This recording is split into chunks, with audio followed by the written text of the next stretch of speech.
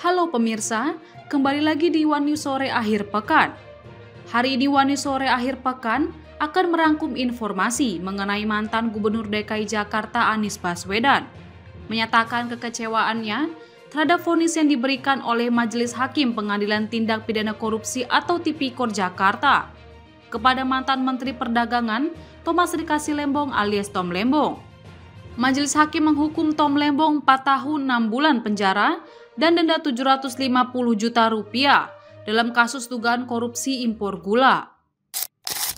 Berita selanjutnya, kepindahan Megawati Hangesri Pertiwi ke Manisa BBSK tak hanya disambut antusias fans Indonesia, tetapi juga memicu lonjakan sponsor untuk klub Turki tersebut. Dikabarkan Manisa BBSK mendapatkan suntikan dana dari salah satu aparel olahraga asal Amerika Serikat. Pemirsa, inilah One News Sore Akhir Pekan selengkapnya.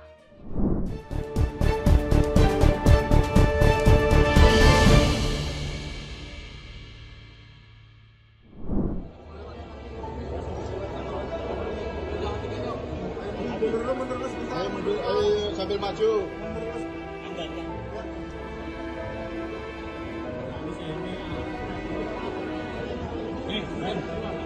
Mantan Gubernur DKI Jakarta Anies Baswedan menyatakan kecewa terhadap vonis yang diberikan Majelis Hakim Pengadilan Tindak Pidana Korupsi atau Tipikor Jakarta kepada mantan Menteri Perdagangan Thomas Rikasi Lembong alias Tom Lembong. Majelis Hukum menghukum Tom 4 tahun 6 bulan penjara dan denda 750 juta rupiah dalam kasus dugaan korupsi impor gula. Anies menyampaikan vonis itu tak bisa diterima dengan akal sehat. Ia mempertanyakan implikasi putusan ini bagi keadilan di Indonesia. Anies juga menganggap bahwa Tom merupakan korban kriminalisasi. Meskipun kecewa, ia menegaskan dukungan penuh terhadap langkah hukum yang akan diambil Tom untuk mencari keadilan. Diketahui dalam sidang tersebut dihadiri oleh beberapa tokoh lain, yakni Rocky Gerung, Saud Situmorang, Refli Harun, Said Didu, dan ex-Wakapolri Komjen Purnawirawan Ogroseno. Terlihat juga momen di mana Anies Baswedan terlihat langsung menghampiri Tom Lembong. Bahkan, Anies sempat menggandeng tangan Tom Lembong yang terborgol, lalu ditunjukkan kepada awak media yang hadir. Tom Lembong merupakan mantan co-kapten tim pemenangan Anies Baswedan dan Muhaimin Iskandar pada pemilihan presiden 2024. Dalam pembelaannya, Tom menyatakan kasus yang menjeratnya ini karena dia memutuskan untuk mendukung Anies saat Pilpres. Dan yang mengikuti dengan akal sehat pasti akan kecewa. Sama dengan saya pun sangat kecewa dengan keputusan ini. Yang kedua, jika kasus seterang benderang ini dengan orang seperti Tom saja bisa dikriminalisasi, bagaimana dengan jutaan warga negara kita yang lain? Kami meminta kepada para pemegang kekuasaan untuk serius memperhatikan dan membenahi hukum kita. Kalau kepercayaan pada sistem hukum dan peradilan kita runtuh, maka sesungguhnya negeri ini yang runtuh.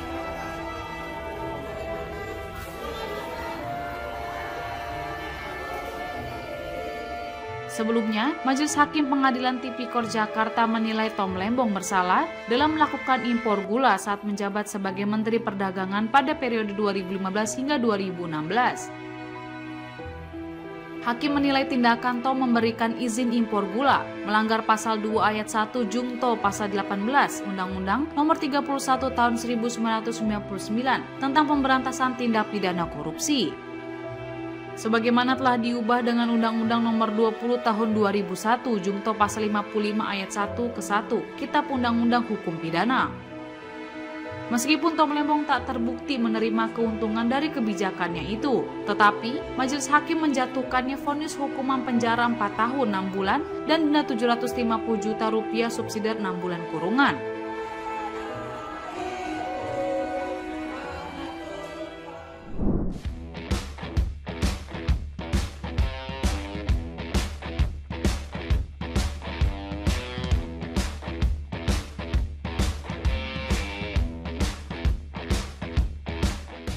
Transfer Megawati Hangestri Pertiwi ke Manisa BBSK musim depan terus menjadi sorotan hangat di kalangan penggemar.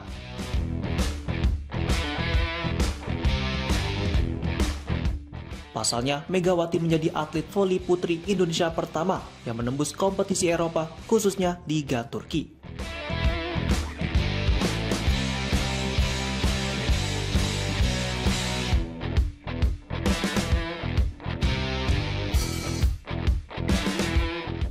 Antusiasme publik tanah air pun langsung terasa. Akun media sosial resmi Manisa BBSK mengalami lonjakan tajam dari segi pengikut dan interaksi usai pengumuman transfer tersebut.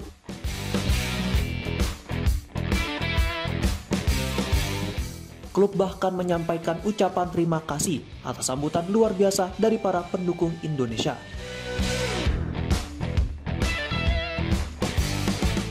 Namun Manisa BBSK tidak hanya sekedar memboyong Megawati untuk memperkuat skuad.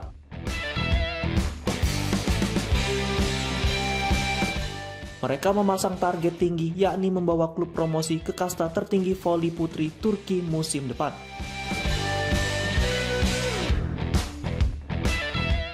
Target ini dinilai masuk akal, mengingat performa gemilang Megawati saat memperkuat Red Spark di Liga Korea sebelumnya.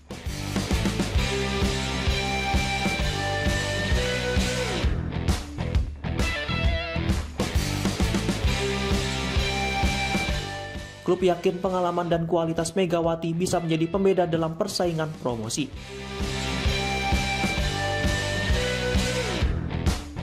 Kehadiran Megawati juga membawa dampak positif di sisi komersial. Sejumlah sponsor mulai menunjukkan ketertarikan untuk menjalin kerjasama dengan Manisa BBSK. Salah satu di antaranya adalah merek aparel ternama asal Amerika Serikat yang akan menjadi sponsor resmi serta memproduksi kostum Manisa BBSK untuk musim kompetisi divisi kedua Liga Voli Turki mendatang.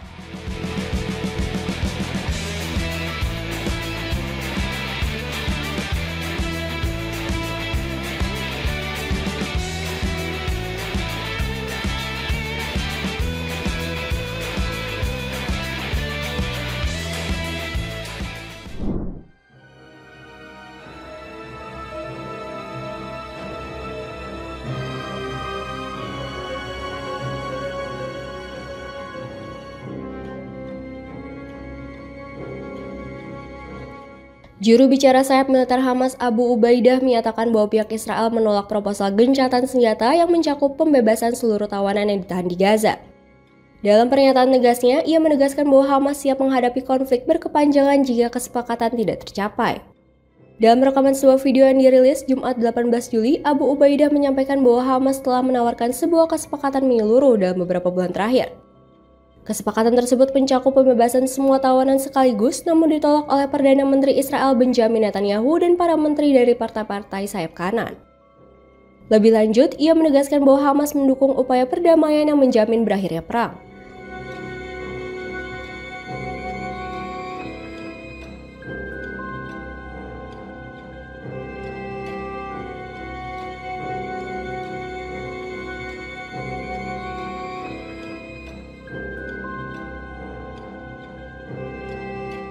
Penarikan pasukan Israel dari Gaza, serta terbukanya jalur bantuan kemanusiaan untuk rakyat Palestina yang saat ini hidup dalam kepungan. Ia memperingatkan bahwa jika Israel menarik diri dari proses perundingan tak langsung yang sedang berlangsung di Qatar, maka tidak ada jaminan bahwa Hamas akan tetap bersedia menerima kesepakatan parsial, termasuk proposal 60 hari yang sedang dibahas yang memungkinkan pembebasan 10 tawanan. Ia juga melontarkan kritik tajam kepada para pemimpin negara-negara Arab dan Islam atas sikap diam mereka terhadap agresi Israel. Pernyataan Abu Ubaidah dirilis di tengah kebuntuan perundingan di Doha, Qatar yang belum menghasilkan kesepakatan apapun.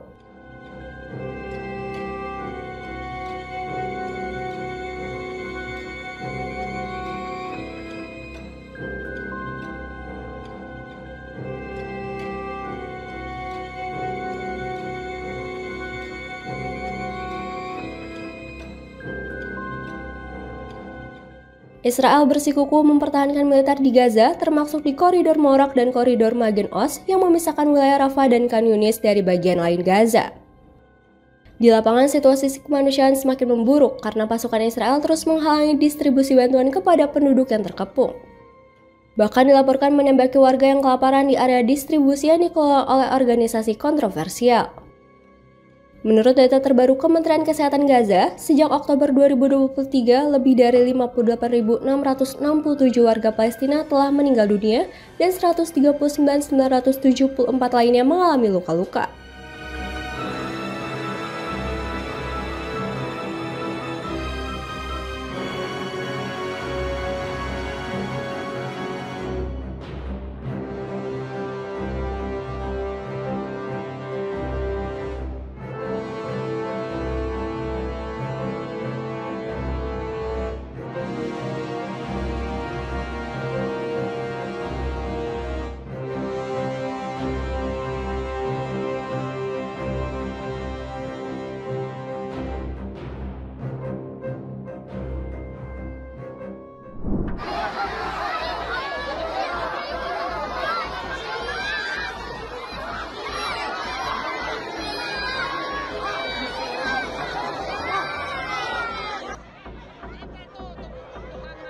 Gubernur Jawa Barat Deddy Mulyadi menyatakan kesiapannya untuk bertanggung jawab atas insiden kericuhan yang terjadi dalam acara hiburan rakyat di Kabupaten Garut. Kejadian yang berlangsung pada Jumat 18 Juli sore itu menewaskan 3 orang termasuk seorang anak berusia 10 tahun. Insiden tragis tersebut terjadi dalam rangkaian pesta pernikahan anak sulung Deddy Mulyadi, Maulana Akbar dengan Putri Karlina. Acara yang seharusnya berlangsung meriah itu justru berakhir duka setelah kericuhan di sekitar area panggung menyebabkan korban jiwa. Deddy Mulyadi mengaku tidak mengetahui secara langsung mengenai penyelenggaraan acara tersebut. Namun, ia menyampaikan rasa duka mendalam atas peristiwa yang merenggut nyawa warga. Sebagai bentuk tanggung jawab moral, Deddy Mulyadi telah menginstruksikan stafnya untuk memberikan santunan kepada keluarga korban sebesar 150 juta rupiah. Yang Garut sama SMA 6, Pak Gub. SMA 6 ya? Ya. Baik. Yang pertama, yang kegiatan di Garut hari ini, acara syukuran Maula dan Putri, secara pribadi saya itu tidak tahu acara kegiatan itu. Artinya saya hanya memahami bahwa nanti malam itu ada acara kegiatan saya bertemu warga dalam bentuk pentas seni. Saya tidak tahu bahwa ada acara syukuran bersama warga, kemudian warga diundang makan bersama. Tetapi karena itu peristiwanya sudah terjadi, maka saya menyampaikan pertama, saya menyampaikan turut berduka cita. Semoga almarhum dan almarhumah diterima iman Islamnya, diampuni segala dosanya, kemudian ditempatkan di tempat yang mulia di sisi Allah Subhanahu wa Ta'ala. Yang kedua, saya juga menyampaikan permohonan maaf atas nama Maula dan Putri atas penyelenggaraan kegiatan tersebut, dan saya mohon maaf yang sebesar-besarnya atas peristiwa tersebut. Kemudian yang ketiga, saya menyampaikan hari ini sudah saya meminta staf saya untuk segera menemui seluruh keluarganya dan menyampaikan uang duka dari saya sebagai Gubernur Jawa Barat terhadap warga saya hari ini yang mendapat musibah, dan kami menyampaikan uang duka 150 juta per keluarga. Ini adalah bagian dari empati kami, dan kemudian ke depan pembelajaran penting bagi siapapun, termasuk keluarga saya sendiri, kalau buat acara itu harus segera diperhitungkan berbagai kemungkinan yang akan terjadi, termasuk juga penyiapan pengamanan yang cukup. Saya selalu mengimbau tidak boleh membuat kegiatan dalam ruang sempit kemudian orangnya terlalu banyak. Tetapi ya sudahlah, peristiwa itu sudah terjadi, dan tentunya saya bertanggung jawab terhadap seluruh aktivitas itu meskipun dilakukan oleh kedua mempelai. Ada berapa terakhir korban, Pak Gub? Ya, kalau sampai hari ini sih saya dengar kan baru 2 orang warga, 1 orang anggota, 1 orang anggota. Tapi nggak tahu, mungkin bisa berubah. Berarti hari ini akan menjenguk keluarga hari korban? Hari ini staf saya sudah berangkat semuanya. Berangkat semua? Sudah berangkat semuanya. Saya sudah berangkat semuanya. Saya mengikuti dulu kegiatan yang ada di sini. Sudah berangkat.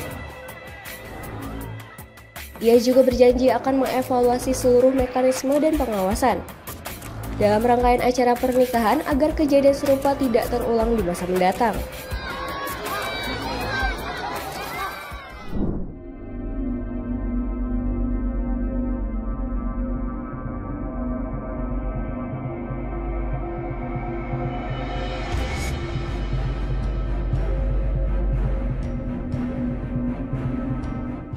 Otoritas Israel menjeratkan dakwaan terhadap seorang tentaranya atas tuduhan menjadi mata-mata untuk Iran.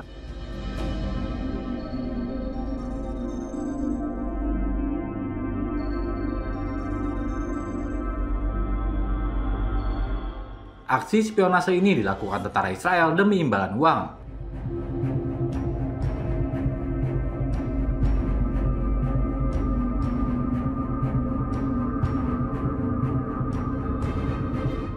Badan Keamanan Shin Bet dan Kepolisian Israel dalam pernyataannya menyebut tentara itu telah mengirimkan video pencekatan rudal Israel kepada Iran.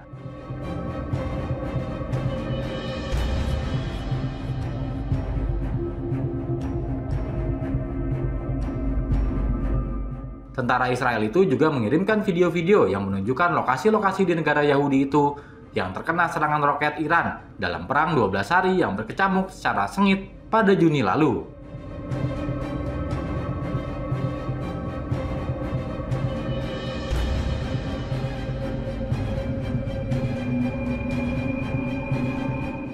Shin Bet menyatakan tentara tersebut tidak mengirimkan materi yang dikumpulkan selama bertugas di militer Israel.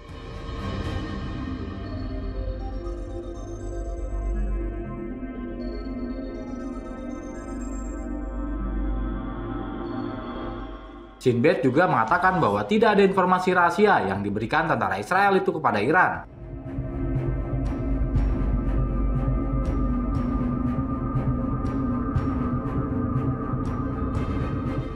Pengadilan militer Israel memerintahkan agar tentara itu tetap ditahan hingga pekan depan.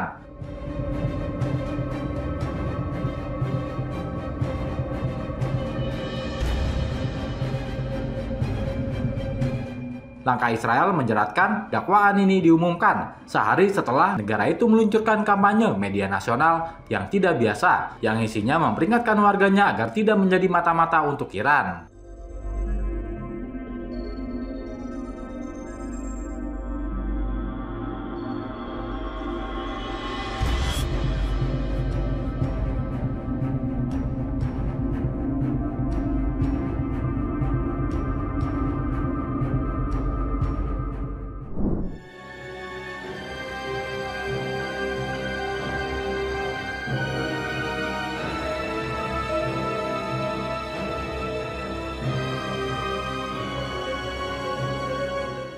Perdana Menteri Israel Benjamin Netanyahu menelpon Paus Leo XIV setelah satu-satunya gereja Katolik di jalur Gaza Palestina diserang militer Israel. Paus Leo XIV dan Netanyahu berkomunikasi melalui telepon pada Jumat 18 Juli 2025. Panggilan telepon itu dikonfirmasi Vatikan News yang menuliskan Paus kembali menegaskan mendesak untuk melindungi tempat-tempat ibadah dan juga gencatan senjata.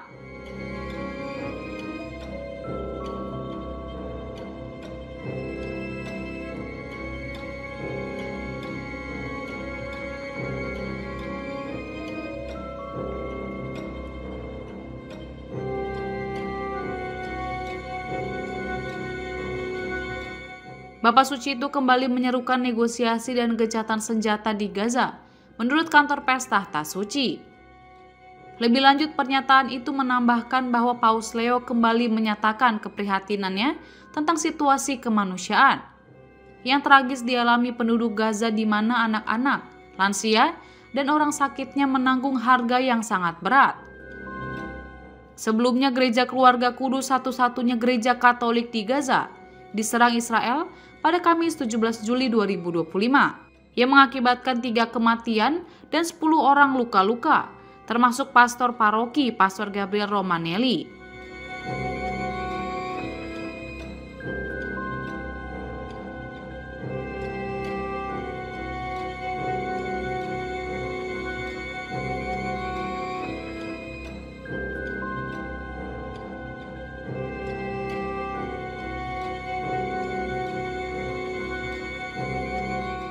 Dalam sebuah pernyataan, Patriarkat Latin di Yerusalem mengimbau kepada para pemimpin untuk bersuara dan melakukan semua yang diperlukan guna menghentikan tragedi ini yang secara manusiawi dan moral tidak dapat dibenarkan. Sementara itu, Israel masih saja membela diri dan tidak mengakui terkait serangan ke gereja. Kantor Perdana Menteri Israel mengklaim bahwa serangan itu salah sasaran. Sejak Israel melancarkan agresi ke Palestina pada Oktober 2023, mereka kerap menyerang habis-habisan warga dan objek sipil seperti tempat ibadah hingga rumah sakit.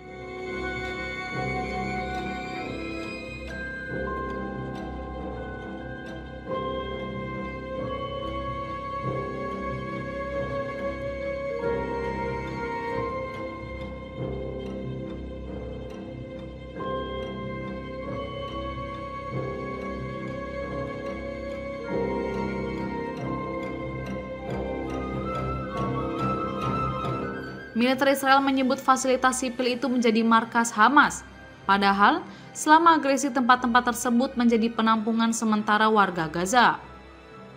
Pernyataan PMO Israel ini muncul setelah Paus mengeluarkan rilis resmi dengan menyatakan untuk mengecam serangan keji Israel ke tempat ibadah tersebut. Paus Leo XIV menyebut serangan yang tampaknya dilakukan Israel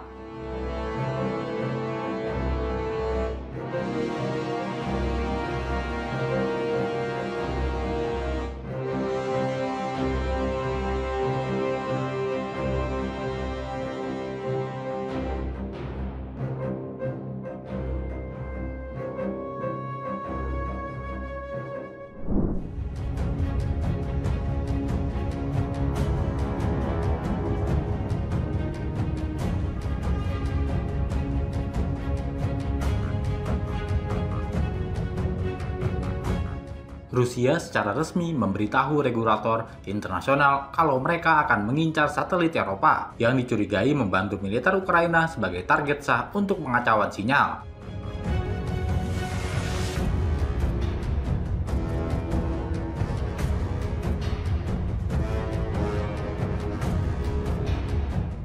Laporan terkait manuver Rusia ini dilansir situs web Space Intel Report pada Kamis 17 Juli 2025.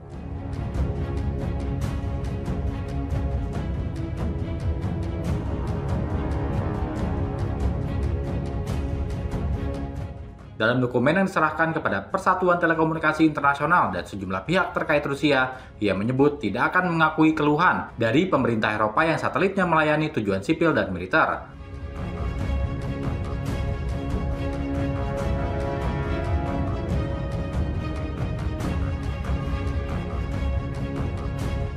Moskow berpendapat kalau negara-negara yang mendukung Ukraina telah kehilangan hak untuk memprotes gangguan sinyal.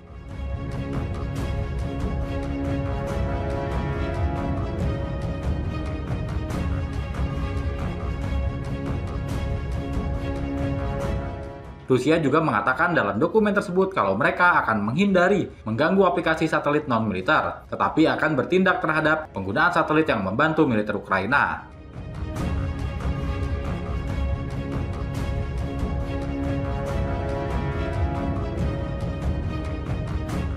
Dewan Regulasi Radio atau ITU yang mengawasi kepatuhan global terhadap aturan komunikasi radio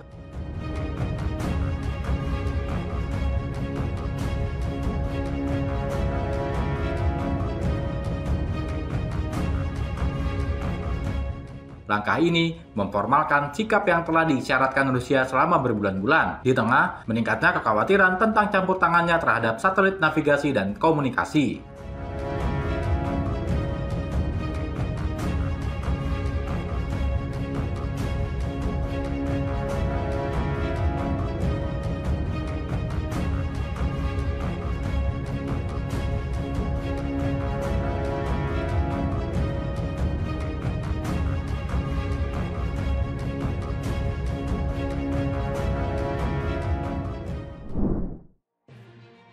Demikian informasi yang dapat kami sampaikan pemirsa. Terima kasih telah bergabung bersama kami. Sampai jumpa di One News Sore akhir pekan berikutnya. Setiap pukul 7 malam hanya di kanal YouTube TV One Newscom.